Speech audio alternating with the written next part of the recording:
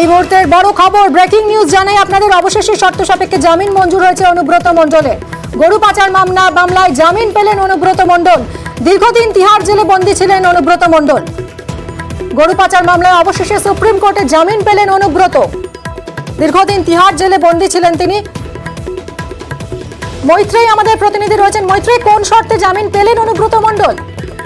দেখো, বেশ কিছু শর্ত আজকে সর্বোচ্চ আদালতের তরফ থেকে আরোপ করা হয়েছে অনুব্রত মণ্ডলের জামিন দেওয়ার ক্ষেত্রে।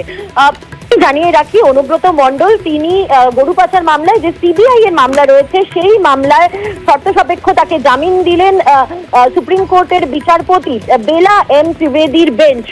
প্রায় 2 বছরের ওপর জেলে রয়েছেন অনুব্রত। আচ্ছা মৈত্রেয়ী, একটা বিষয় একটু স্পষ্ট করো, এই মামলায় জামিন পেলেও কি ছাড়া পাচ্ছেন অনুব্রত মণ্ডল?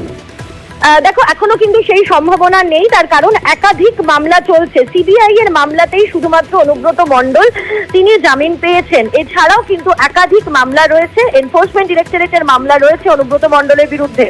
ফলে জামিন পেলেও এখনই জেল থেকে ছাড়া পাওয়ার সম্ভাবনা নেই অনুব্রত মণ্ডলের। তবে আজকে যে বিচারপতি বেলা এম ত্রিবেদী তিনি তার রায় ঘোষণার সময় তিনি এটা স্বীকার করে নিয়েছেন যে অনুব্রত মণ্ডল যথেষ্ট প্রভাবশালী। কিন্তু যেহেতু এই মামলায় কোন 12 জন অ্যাকিউজ রয়েছেন, সেই 12 জনের মধ্যে 11 জন ইনক্লুডিং এনামুল হক তারা জামিন পেয়ে গিয়েছেন। ফলে সেক্ষেত্রে দাঁড়িয়ে, এবং যেহেতু অনুব্রত মণ্ডল তিনি 2 বছরেরও বেশি সময় ধরে তিনি জেলে রয়েছেন এবং এই মামলার ট্রায়াল অনেক দিন পর্যন্ত চলবে, এই সমস্ত ক্ষেত্রকে কনসিডার করে বিচারপতি বেঞ্চ মনে করেছেন যে অনুব্রত মণ্ডলকে জামিন দেওয়া যায়। কিন্তু সেক্ষেত্রেও কিছু শর্ত তারা আরোপ করেছেন। কি কি শর্ত? অনুব্রত মণ্ডলকে প্রথম এবং ফরমোস্ট তদন্তে সহযোগিতা করতে হবে। তদন্তে সহযোগিতার সঙ্গে সঙ্গে তাকে তিনি কোনোভাবেই কোনো যারা সাক্ষীরা রয়েছেন তাদেরকে প্রভাবিত করতে পারবেন না, বা তদন্তের কাজে কোনোভাবে তিনি তদন্ত প্রভাবিত করতে পারবেন না। একই সঙ্গে তাকে তার পাসপোর্ট জমা রাখতে হবে এবং যারা প্রত্যক্ষদর্শী রয়েছেন এই মামলার এবং যারা সাক্ষী রয়েছেন তাদের সঙ্গে কোনোভাবে যোগাযোগ করতে পারবেন না অনুব্রত মণ্ডল। তার পাশাপাশি বলা হয়েছে সিবিআই কে যে যদি এই সমস্ত যে আরোপিত শর্ত রয়েছে তার কোথাও কোনো অন্যথা দেখা যায়, তাহলে সিবিআই স্পেশাল কোর্টের দ্বারস্থ হতে পারে এই জামিন যেটি সুপ্রিম কোর্ট গ্রান্ট করলো আজকে, সেই জামিন খারিজের জন্য। মিমি, মৈত্রেয়ী, আরো একবার একটু জানাও যে এই মামলায় তো জামিন পেলেন, কিন্তু একাধিক মামলা তো রয়েছে, তার বিরুদ্ধে ইডিও করেছে মামলা, তাহলে এই মুহূর্তে কি জেল থেকে তিনি ছাড়া পাবেন? দেখো, এখনো পর্যন্ত কিন্তু অনুব্রত মণ্ডলের জেল থেকে ছাড়া পাওয়ার সম্ভাবনা এখনই নেই। তার কারণ তিনি আজকে একটি মামলায় জামিন পেয়েছেন, যেটি সিবিআই এর গরু পাচার মামলা। সেই মামলায় জামিন পেলেন অনুব্রত মণ্ডল, কিন্তু তার বিরুদ্ধে যেমনটা একটু আগে আমি বলছিলাম যে একাধিক মামলা রয়েছে। ফলে তার এই মুহূর্তে জেল থেকে ছাড়া পাওয়ার সম্ভাবনা কিন্তু নেই বলেই আমরা আইনজীবীদের তরফ থেকে জানতে পারছি। সঙ্গে থাকো মৈত্রী, এবং এই মুহূর্তের বড় খবর আপনাদেরকে জানিয়ে অবশেষে শর্ত সাপেক্ষে জামিন মঞ্জুর হয়েছে অনুব্রত মণ্ডলের। গরু পাচার কাণ্ডে দীর্ঘদিন ধরে তিহার জেলে বন্দী রয়েছেন তিনি, এবং তদন্তে সব রকম সহযোগিতা করতে হবে তাকে। সাক্ষীদের সঙ্গে তিনি কোনোভাবে যোগাযোগ করতে পারবেন না, তদন্তের কাজে কোনোভাবে তিনি প্রভাবিত করতে পারবেন না। একাধিক শর্ত সাপেক্ষে তার জামিন মঞ্জুর হয়েছে, যদিও আরও অনেকগুলো মামলা রয়েছে তার বিরুদ্ধে। ফলে এই মামলায় জামিন পেলেও তিনি এক্ষুনি জেল থেকে ছাড়া পাচ্ছেন না বলেই মনে করছেন আইনজীবীরা।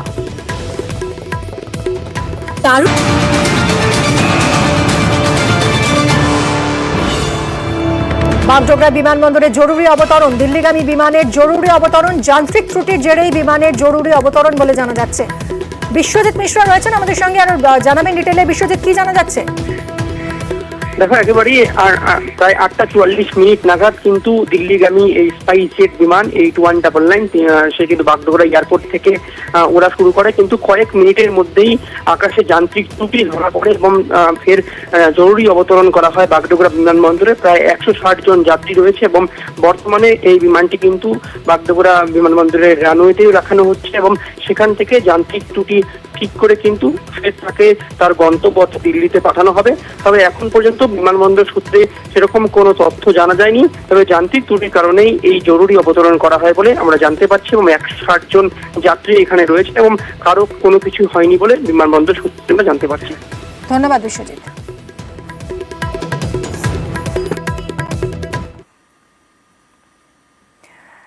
শামশেরগঞ্জের দিকে একটু নজর রাখি, সেখানে নদী ভাঙনে বিপত্তি। আপনাদের গতকালই দেখিয়েছিলাম যে কি ভয়াবহ ছবি, সেখানে একের পর এক বাড়ি, প্রাথমিক স্কুল কিভাবে তলিয়ে যাচ্ছে দেখুন গঙ্গা বক্ষে, গঙ্গার জলে। শামশেরগঞ্জে ঘর ছাড়া বেশ কয়েকটি পরিবার, ঘর ছাড়া 65টি পরিবারকে ত্রাণ বিলি করা হচ্ছে। ব্লক প্রশাসন ত্রাণ বিলি করছে এই ঘর ছাড়া পরিবারগুলোকে। প্রণব আমাদের প্রতিনিধির সঙ্গে কথা বলবো। প্রণব, যে ভয়াবহ ছবি আমরা দেখেছিলাম গতকাল শামশেরগঞ্জের, সেই ভাঙন এখনো কি সেই একই রকম পরিস্থিতি, মানে এখনো কি তলিয়ে যাচ্ছে একের পর এক ঘর বাড়ি? অন্যদিকে এই ত্রাণের ছবিটা একটু জানতে চাইবো। দেখো, আজকের ছবিটা কিছুটা উন্নত, বিকেলের পর থেকে কিন্তু সেই ভাঙন আপাতত বন্ধ হয়েছে, কিন্তু কতক্ষণ পর্যন্ত সেই ভাঙন কমে থাকবে সেটা কিন্তু গতকালকে প্রায় 3 ঘন্টার মধ্যে 20টি বাড়ি তলিয়ে যায় এবং 60 থেকে 65টা বাড়িকে তোমার পরিবারকে তোমার যে আছে স্কুল শিক্ষক প্রাথমিক বিদ্যালয় রয়েছে সেখানে নিয়ে এসে তাদেরকে রাখা হয়েছে এবং বেশ কিছু বাড়ি কেবলমাত্র সময়ের অপেক্ষা সেই সমস্ত বাড়িগুলো তলিয়ে যায়, সেই সমস্ত পরিবারগুলোকেও নিয়ে এসে রাখা হয়েছে নিরাপদ জায়গাতে। এবং প্রশাসনের পক্ষ থেকে এবং চাচন্ড পঞ্চায়েতের যিনি প্রধান রয়েছেন তার মাধ্যম দিয়ে সেই সমস্ত পরিবারগুলোর যে সাধারণভাবে খাবার দাবারের যে ব্যবস্থা, সেই সমস্ত ব্যবস্থা কিন্তু প্রশাসনের পক্ষ থেকে করা হয়েছে। এবং এলাকার মানুষের একটা দাবি, এই যেভাবে গঙ্গা ভাঙন রাজ্য সরকারের পক্ষ থেকে বালির বস্তা দিয়ে বাঁধানো হয়েছিল, সেই বাঁধানোর পরও কিন্তু এই গঙ্গার জলস্তর একটুখানি কমে গেছে, তারপর কিন্তু সেই বালির বস্তাগুলো বসে যায়, তার ফলে কিন্তু এই ভাঙনটা হয়েছে। এবং সেই কারণে তারা চাইছে যে কেন্দ্র এবং রাজ্য সরকার যৌথভাবে যাতে এই ভাঙনের মোকাবিলাটা করে বা ভাঙন রোধের জন্য ব্যবস্থা করে কাজ শুরু হয়, সেটাই কিন্তু এখন এলাকার মানুষজন চাইছে। ধন্যবাদ প্রণব। মুর্শিদাবাদের নদী ভাঙন জেলাবাসীর কাছে এক দুঃস্বপ্ন এবং ভয়াবহ ভাঙনের কবলে একের পর এক বাড়ি চলে যাচ্ছে, প্রাথমিক স্কুল তলিয়ে গেছে। ত্রাণের বন্দোবস্ত করা হয়েছে জেলা প্রশাসনের পক্ষ থেকে। সকাল 9:30 থেকে আজকে গঙ্গা ভাঙন শুরু হয়েছিল, সেখানে অনেক পরিবার ক্ষতিগ্রস্ত হয়েছে। এটা শুধু রাজ্য সরকারের প্রতি কেন্দ্রের বঞ্চনা, তো সাময়িক কিছু মানুষের জন্য আমাদের বিডি অফিস থেকে এনে আমরা চাচণ্ডজীবিতে কিছু রিলিফ বিতরণ করলাম যারা ক্ষতিগ্রস্ত হয়েছেন। সমস্ত কিছু এই অসহায় মানুষের হাতে আমরা তুলে দিলাম। আর এবার ঝাড়গ্রামের বেলতলা এলাকার ছবি দেখুন। রামলালের তাণ্ডব, সন্ধে নামতেই খাবারের সন্ধানে বেলতলা বাজারে হানা দেয় রামলাল। কে এই রামলাল, যাকে ছবিতে এই মুহূর্তে দেখতে পাচ্ছেন? এই হাতিটি, তার নামই রামলাল। এই দাতালের হানায় ভাঙলো ধান চালের গোডাউনের শাটার। হাতির তাণ্ডবে রীতিমতো আতঙ্কিত এলাকাবাসী।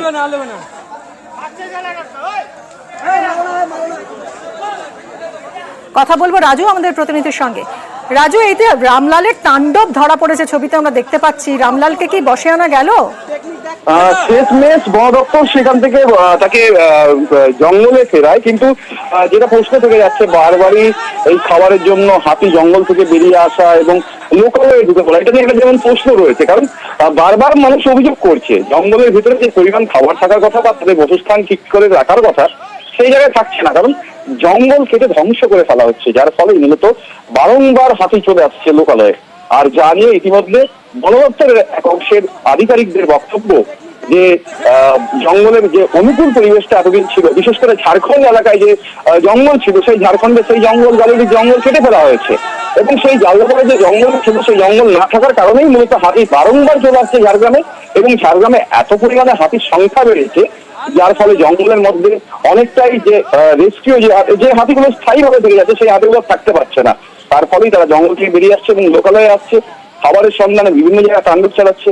ইতিমধ্যে বন দপ্তরের কাছে একটা মাথা ব্যথার কারণ হয়ে দাঁড়িয়েছে, বারংবার যখন হাতি বেরিয়ে আসছে সেই জায়গায় বনকর্মীদেরকে ছুটে যেতে হচ্ছে, কিন্তু এই যে সমস্যা, এই যে জঙ্গল কেটে ফেলা হচ্ছে ফলে হাতিরা খাবার পাচ্ছে না, লোকালয়ে আনা দিচ্ছে, এর কি কোনো সমস্যার সমাধান এই মুহূর্তে দাঁড়িয়ে সম্ভব?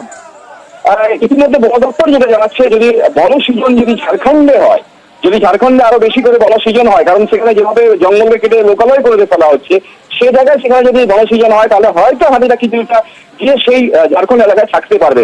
কারণ ঝাড়গ্রাম জেলা বা আমাদের এই তিনটে যে জঙ্গলমহলের যে 3টি জেলা রয়েছে সেই 3টি জেলাতে যেভাবে হাতির সংখ্যা বেড়েছে সে জায়গায় হাতিকে রাখার মতো অনুকূল যে পরিবেশ সেই পরিবেশ থাকলেও কিন্তু খাবার যোগান দেওয়া যাচ্ছে না। তাহলে এত হাতিকে তো একসাথে বন দপ্তর দেখভাল করতে পারে না। সেই জায়গায় যে হাতির গতিপথ ছিল আগে ঝাড়খণ্ড থেকে এই রাজ্যে আসতো, সেই বুঝতে পেরেছি গতিপথে রাজু, ঝাড়খণ্ডে একটা আমাদের জঙ্গল নজর ধ্বংস। থাকবে এদিকে অবশ্যই। আপাতত অনেক ধন্যবাদ তোমায়।